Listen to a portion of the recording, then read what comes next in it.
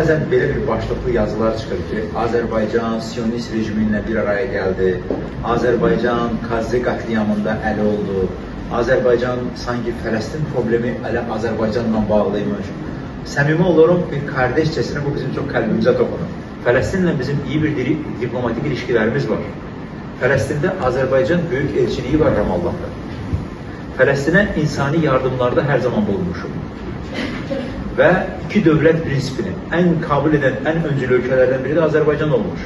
İslam İşbirliği Təşkilatında hər zaman Fələstin konusunu dəstəkləyən, Fələstinə maliyyə yardım edən konferansları da, fundraising konferansları da təşkil edənlərdən biri Azərbaycan olmuşdur.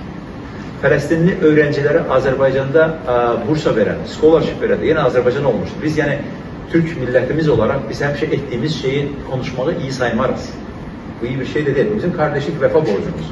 Sovyetler Birliği'nin dağılmasından sonra Azerbaycan'da olan Yahudilerin bir kısmı İsrail'e gitmişti. Ve İsrail'le de orada Azerbaycan'ın İsrail ilişkilerinde bir insani bağlantılar kurmuşlar. Azerbaycan İsrail'e petrol mu satıyor? Yok, petrol pazarının nasıl çalıştığını bu insanlar bilmiş.